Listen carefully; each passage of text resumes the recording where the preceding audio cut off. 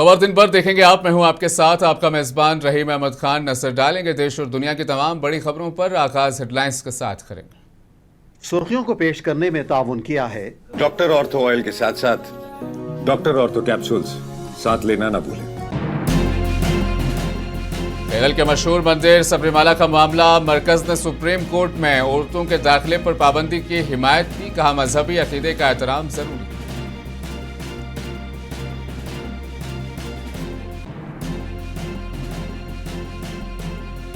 SIR में मखसूस तबके के लोगों को निशाना बनाया गया। जिनके नाम वोटर लिस्ट से हटाए गए उनके साथ खड़े हैं ममता बनर्जी का ऐलान।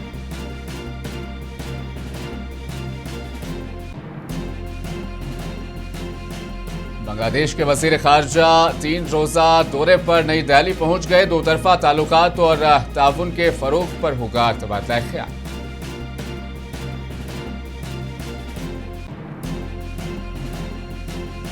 अमेरिका के ईरान को दी गई डेडलाइन, सुबह 5:30 बजे होगी खत्म। सूरत हाल नाजुक मरहले में हुए दाखिल।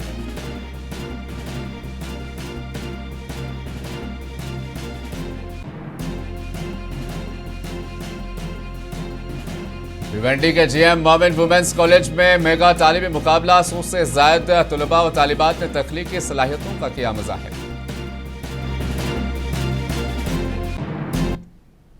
मरकजी हुकूमत ने मुल्क के सबसे आला अदालत में हिंदू अकीदे का दिफा किया और केरल की मशहूर मंदिर के हवाले से चुनावी माहौल में काबिल गौर बातें रखी हैं। मरकजी हुकूमत ने सबरीमाला मंदिर में मखसूस उम्र की खवातीन के दाखिले पर पाबंदी की हिमायत की। मरकज़ ने सुप्रीम कोर्ट में कहा कि मामला मजहबी अकायद और फ़िरका वाराना खुद मुख्तारी से मुतल्लिक है और यह मामला अदालती जायज़े के दायरे से बाहर है। सॉलिसिटर जनरल तुषार मेहता ने मौक़िफ़ इख्तियार किया कि हर मज़हब के तरीक़ेकार का एहतराम ज़रूरी है। मामले की समाअत के दौरान जस्टिस BV नागरत्ना ने रिमार्क्स दिए कि ख़वातीन को मखसूस दिनों में अछूत नहीं करार दिया जा सकता।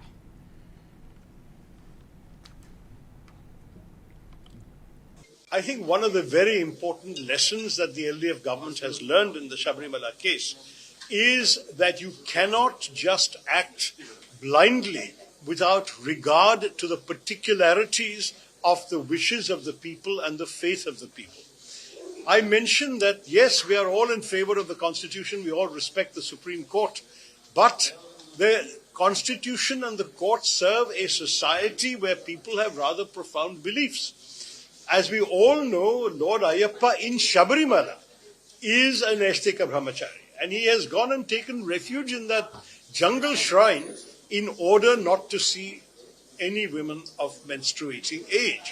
And this मगरबी बंगाल के वज़ीर आला ममता बनर्जी ने इल्ज़ाम लगाया कि SIR मश्क के बाद वोटर लिस्टों से मखसूस बिरादरियों के नाम हटा दिए गए। ममता के मुताबिक खुसूसन अक़लियती तबकों के वोटरों का नाम लिस्ट से निकाल दिया गया। उन्होंने कहा कि तकरीबन 91 लाख वोटरों के नाम हज़फ किए गए और सुप्रीम कोर्ट की मुदाखलत के बाद लाखों नाम बहाल भी किए गए। ममता बनर्जी ने मुतासिरा अफराद की मुकम्मल हिमायत का यकीन दिलाया। लिस्ट কালকে বেরিয়েছে 32 লক্ষ লোকের নাম 60 লক্ষের মধ্যে অলরেডি উঠে গেছে আর বাদ বাকিটাও আমরা চেষ্টা করব ট্রিবিউনালে আমরা চেষ্টা করব। চিন্তা করবেন না, অনেক নাম বাদ গেছে। মুর্শিদাবাদে, উত্তর দিনাজপুরে, মালদাতে, দক্ষিণ 24 পরগনায়, নদিয়ায় উকুন বেছে বেছে নাম বাদ দিয়েছে। বাগদায় মতুয়াদের নাম বাদ দিয়েছে।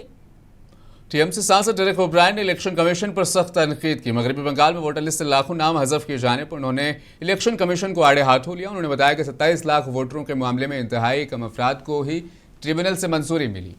सागरिका घोष ने बताया कि TMC का वफद इस मामले पर चीफ इलेक्शन कमिश्नर से मुलाकात करने वाला है।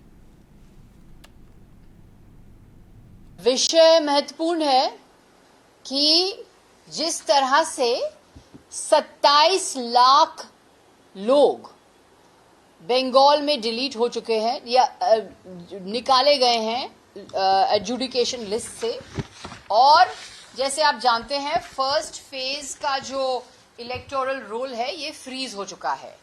प्रश्न उठता है कि अगर वो डिलीट हो चुके हैं और अगर उनको ट्राइब्यूनल में जाना है और इलेक्टोरल रोल्स फ्रीज हो चुके हैं, तो अगर कोई जेन्युइन वोटर वहां निकलते हैं तो वो रोल में कैसे वापस आएंगे। तो ये सब महत्वपूर्ण विषय को लेकर के जिस तरह से ईसी पक्षपात कर रही है और पारदर्शिता और निष्पक्षता से काम नहीं कर रही है, ये सब लेकर के हमने हमारे जो सीनियर कॉलीग हैं चंद्रिमा भट्टाचार्य जी, इन्होंने ईसी को चिट्ठी लिखी कल 3:10 पे कि हमें आसाम असेंबली इंतखाबात के सिलसिले में अमित शाह ने कुचार में रैली से खिताब किया। मरकजी वजीर दाखिला ने कहा कि एक तरफ वजीर आजम मोदी दरअंदाजी रोकने की कोशिश कर रहे हैं, जबकि दूसरी जानिब राहुल गांधी दरअंदाजी के हामी हैं। उन्होंने दावा किया कि दरअंदाजी बाज पार्टियों के वोट बैंक है। उन्होंने मजीद कहा कि आसाम में यकसा सिविल कोड नाफिज किया जाएगा और आबादी में तब्दीली को रोका जाएगा। हम घुसपैठियों के नाम मतदाता सूची से कटवा रहे हैं। ये ममता दीदी और राहुल बाबा के पेट में दर्द हो रहा है। अरे राहुल बाबा, सीएए का तो आप विरोध करते थे। जो शरणार्थी बंगाली भाई बहन यहां आए हैं उनको मतदान का अधिकार देने से आप विरोध कर रहे थे, और घुसपैठियों का क्यों स्वागत कर रहे हैं? क्योंकि वो उनकी वोट बैंक है। अरे आप चिंता मत करो, रोने दो ममता बनर्जी को, छातियां पीटने दो राहुल बाबा को। इस देश से एक एक घुसपैठिए को चुन चुन कर भारतीय जनता पार्टी निकाल दी। और एक बात, पार्लियामेंट ने chief election commissioner Gyanesh Kumar के खिलाफ बरतरफी की तहरीक का नोटिस मुस्तरद कर दिया। राज्यसभा चेयरमैन सीपी राधाकृष्णन ने कहा कि इल्जामात सियासी बहस के लिए है तो हम ताहम आईनी तौर से इलेक्शन कमिश्नर की बरतरफी के लिए दरकार मेयार अपोजिशन के इल्जामात पर पूरा नहीं उतरते। अपोजिशन की जानिब से लगाए गए इल्जामात को नाकाफी करार दिया गया। राज्यसभा चेयरमैन ने वाज़ेह किया कि अपोजिशन के इल्जामात में बदसलूकी के सबूत मौजूद नहीं है। ये मामला दरअसल chief election commissioner Gyanesh Kumar के खिलाफ अपोजिशन की जानिब से दायर की गई बरतरफी की तारीख से जुड़ा है, जिसमें मुख्तलिफ सियासी पार्टियों कांग्रेस, टीएमसी, डीएमके, आरजेडी और बाएबाजों की पार्टियों ने संगीन इल्जामात आयद किए थे। इलेक्शन कमिश्नर पर जानिबदारी का इल्ज़ाम लगाया। ज्ञानेश कुमार पर इंतखाबी धांधली की तहकीकात में रुकावट डालने और वोटर लिस्टों में बड़े पैमाने पर हेराफेरी के सहूलियतकारी के इल्जामात भी थे।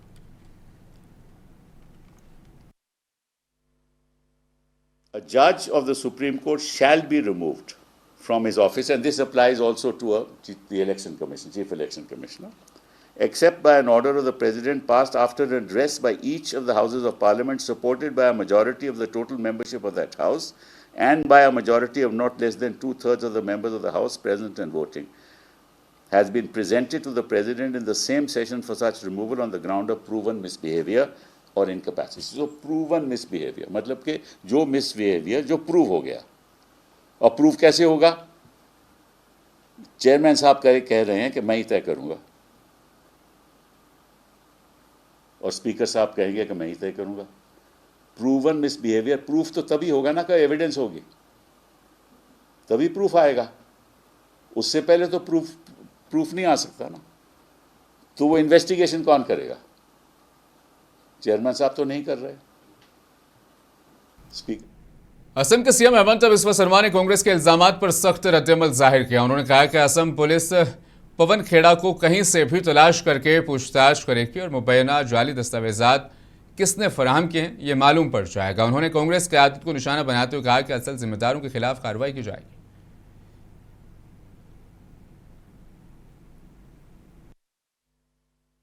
क्या लुका छुपी का खेल है असम? अरे कहां असम पुलिस को नहीं जानते, पाताल से भी उखाड़ के ले आएगा। कहां मिलेगा पवन खेरा? असम लसित बोरफुकन का देश है, कौन सा ये पवन खेरा है? पाताल में भी लुकेगा तो हम उठा के लेके आएगा। तुम बताओ ये कागज तुम किसको दिए थे? मेरा डाउट है ये कागज राहुल गांधी दिए थे उनको। सो ये मुकदमा राहुल गांधी तक जाएगा, और हमें डरवाने का कोशिश मत करो। ये असम है, हमने 17 टाइम्स इस्लामिक इन्वेजन का खिलाफ लड़ाई लड़ा। हम अलग दुनिया से आए हुए बंदा हूं। ये खरगे अर्गे हम बांग्लादेश के वजीर खारजा नई दिल्ली पहुंच चुके हैं। खलीलुर रहमान 3 रोज़ा दौरे पर हिंदुस्तान आए हैं। कौमी सलामती के मशीर अजीत डोवाल के एजाज़ में इशाइया यानी डिनर में वो रहे हैं। जहां दोतरफा रिश्तों और बाहमी ताउन पर बातचीत होगी। ये दौरा बांग्लादेश में नई हुकूमत के क़याम के बाद हो रहा है। खलीलुर रहमान का दौरा हिंदुस्तान और बांग्लादेश के ताल्लुकात में एक नए बाब के तौर पर देखा जा रहा है। बांग्लादेश की पहली खातून स्पीकर शिरीन शरमैन चौधरी को गिरफ्तार कर लिया गया। रिपोर्ट के मुताबिक उन्हें ढाका मेट्रोपॉलिटन पुलिस ने डिटेक्टिव ब्रांच डीबी ने लालबाग पुलिस स्टेशन में दर्ज एक मुकदमे के सिलसिले में गिरफ्तार किया, जो अवामी तहरीक के दौरान तशद्दुद और तोड़ फोड़ के वाकयात से मुतल्लिक है। बांग्लादेश की साबिक स्पीकर शिरीन शारमीन चौधरी को हिरासत में ले लिया गया है। रिपोर्ट्स के मुताबिक उन्हें ढाका मेट्रोपॉलिटन पुलिस के डिटेक्टिव ब्रांच ने लालबाग पुलिस स्टेशन में दर्ज एक मुकदमे के सिलसिले में गिरफ्तार किया। पुलिस के मुताबिक वो मुख्तलिफ मकामात पर छुप कर रह रही थीं। हाल ही में वो धनमोंदी में एक रिश्तेदार के घर पर मौजूद थीं, जहां से उन्हें मंगल की सुबह गिरफ्तार किया गया। उनसे मामले के हवाले से तफ्तीश जारी है। पुलिस ने बताया कि जुलाई की तहरीक के दौरान बनानी और अतरा पुलिस स्टेशंस में पेश आने वाले वाक़यात पर उनके खिलाफ मुकदमा दर्ज हैं। रंगपुर में भी उनके खिलाफ एक केस मौजूद है। चौधरी अप्रैल 2013 से सितंबर 2024 तक बांग्लादेश की कौमी असम्बली जातीय संसद की पहली खातून स्पीकर रहीं। वो रंगपुर 6 हल्के से मेंबर ऑफ पार्लियामेंट मुंतखब हुई थीं। बांग्लादेश में जुलाई की अवामी बगावत के बाद जिसने अवामी लीग की हुकूमत का खात्मा कर दिया, पार्टी के ज़्यादातर सीनियर रहनुमा रोपोश हो गए थे, जबकि कई साबिक वज़रा और अरकान पार्लियामेंट को गिरफ्तार किया गया। इस दौरान चौधरी मंजर आम पर नहीं आईं और 8 अगस्त 2024 को उबूरी हुकूमत के खिलाफ बरदरी तकरीब में भी शिरकत नहीं की।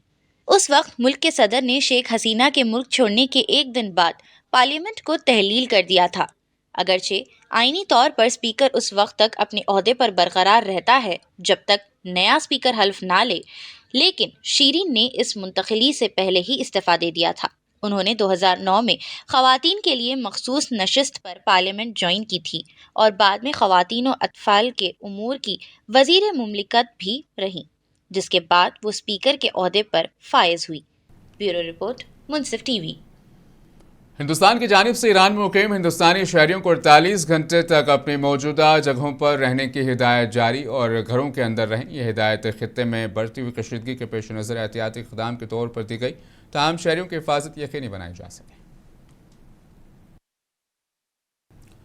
अमेरिकी सदर डोनाल्ड ट्रंप की जानिब से ईरान को सख्त वार्निंग ने आलमी सतह पर तशवीश की नई लहर पैदा कर दी है, जहाँ मशरिक़ वस्ता एक बार फिर मुमकिन बड़े तसादुम के दहाने पर खड़ा दिखाई दे रहा है। तो वहीं ट्रंप ने ईरान को वाज़ेह पैगाम देते हुए कहा कि अगर आज रात तक मुआहदा ना हुआ तो पूरी तहज़ीब ख़त्म हो सकती है। अमेरिकी सदर डोनाल्ड ट्रंप ने ईरान को सख्त वार्निंग देते हुए कहा है कि अगर ईरान ने जंग बंदी के मुआहदे पर रजामंदी जाहिर ना की तो आज रात ईरान की पूरी तहजीब और सकाफत को ख़त्म कर दिया जाएगा। ट्रंप की इस सख्त वार्निंग ने आलमी सतह पर तशवीश की नई लहर पैदा कर दी है, जहां मशरिक़ वस्ता एक बार फिर मुमकिना ख़तरनाक तसादुम की दहलीज पर खड़ा नज़र आ रहा है। ये बयान उस वक्त सामने आया है जब आबनाए हुर्मुज की बंदिश आलमी मईशत के लिए बड़ा ख़तरा बन चुकी है। अमरीकी मुतालिबात में सबसे अहम नुक्ता स्ट्रेट ऑफ हुर्मुज को फौरी तौर पर दोबारा खोलना है, जो पूरी दुनिया में तेल की सप्लाई की शहरक समझी जाती है। माहिरीन के मुताबिक इस आबी गुजरगाह की बंदिश न सिर्फ खित्ते बल्कि पूरी दुनिया की मईशत को हिला सकती है। ताहम अमरीकी सदर ने अपने बयान में मुज़ाकिरात का दरवाज़ा मुकम्मल तौर पर बंद नहीं किया। उनका कहना था, मैं ऐसा नहीं चाहता, लेकिन गालिब इम्कान यही है कि ऐसा हो जाए। उन्होंने ये भी कहा कि शायद आखिरी लम्हे में कोई इनकलाबी और शानदार पेशरफ्त भी हो सकती है। सदर डोनाल्ड ट्रंप ने ईरान को ईस्टर्न टाइम के मुताबिक रात 8 बजे तक, यानी हिंदुस्तानी वक्त के मुताबिक बुध की सुबह 5:30 बजे की डेडलाइन दी है और ख़बरदार किया है कि अगर मुतालबात तस्लीम ना किए गए तो सख्त कार्रवाई की जाएगी। तज्ज़िया निगारों का कहना है कि ये बयान दबाव बढ़ाने की हिकमत अमली भी हो सकती है, लेकिन अगर कशीदगी में कमी ना आई तो ख़ित्ता एक बड़े और भयानक तसादुम की तरफ जा सकता है। सूरत हाल तेज़ी से बदल रही है और दुनिया की नज़रें अब ईरान के अगले कदम पर मरकूज़ है। क्या सिफारतकारी कामयाब होगी या एक नया बहरान जन्म लेगा? ब्यूरो रिपोर्ट, मुंसिफ टीवी। जैसे जैसे डेडलाइन करीब आ रही है, अमेरिका अपने तेवर सख्त करता नजर आ रहा है। अमेरिका ने ईरान के तेल के सनअती मरकजी जजीरा खर्क पर हमला कर दिया है। एक अमेरिकी एहलकार के हवाले से दी गई खबर के मुताबिक खर्क में फौजी अड्डों को भी निशाना बनाया गया। ट्रंप ने इस हमले के जरिए ईरान को वाज़ेह पैगाम देने की कोशिश की है कि ज़मीनी फ़ौज के जरिए वो जजीरा खर्क पर अपना कब्जा कर लेगा।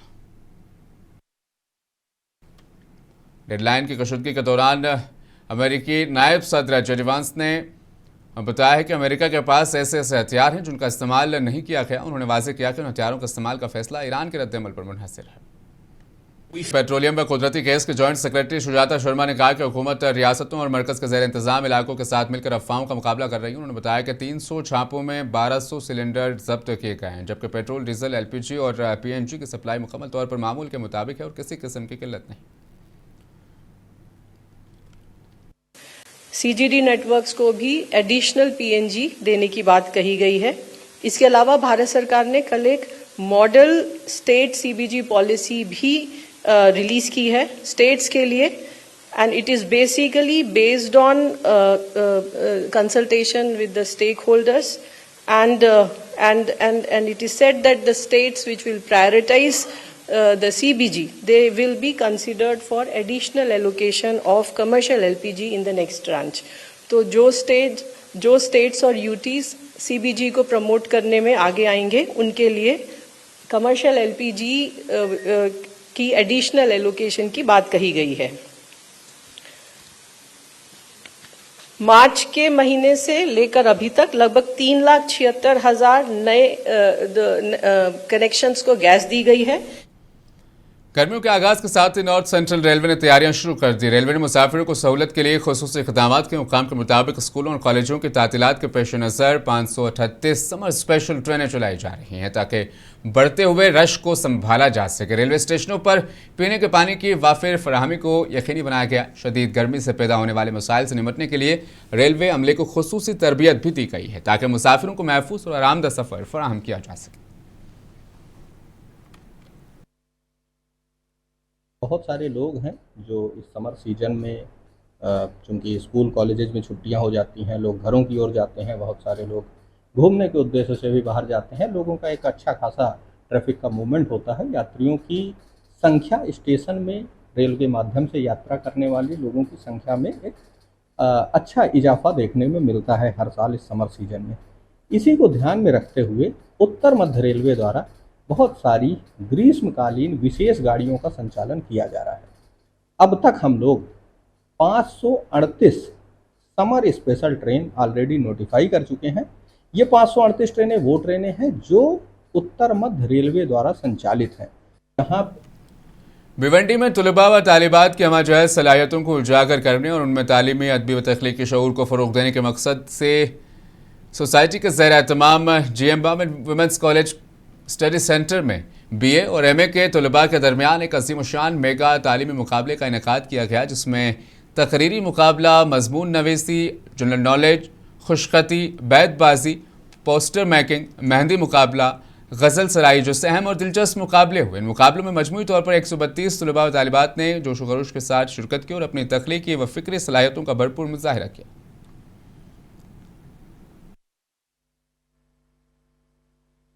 ये मुकाबले में तकरीबन 139 स्टूडेंट ने रजिस्ट्रेशन किया और वो आज से शरीक हुए। इसमें तमाम मुकाबले मुख्तलिफ रूम में मुनक्किद हुए। उसके अलग अलग जजेस थे, उसके ऑर्गेनाइज़र थे। मेहमानान के हाथों तमाम अव्वल, दुअम, सोम और हौसला अफजाई के इनामात तकसीम। वज़ीर आला उमर अब्दुल्ला ने शोपियां और कुलगाम में हुई ज़ालाबारी से होने वाले नुकसानात पर तशवीश का इजहार करते हुए ज़राअत और बागबानी की रियासत की मईशत की रीढ़ की हड्डी उसे करार दिया। जम्मू में सेंटर ऑफ एक्सलेंस के इफ्तिताही तकरीब से खिताब करते उन्होंने कहा कि बदलते मौसम के पेश नज़र बेहतर आबपाशी और मयारी बीजों की फराहमी नागुज़ैर है। वज़ीर आला ने नहरों की सफाई और हर ज़िले में क़याम पर जोर दिया ताकि किसानों को कुदरती आफात से बचाकर खुद कफील बनाया जा सके। और ये अंदाजा करिए ये आज हमारा हाल है, किसानों का क्या हाल होता है।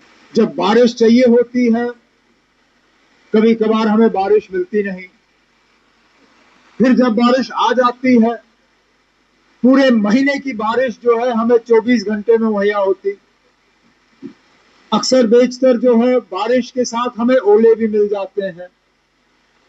अब कल की बात है, शुपैया और बाकी इलाकों में देखिए कितना नुकसान जो है ओलों के वजह से हुआ है।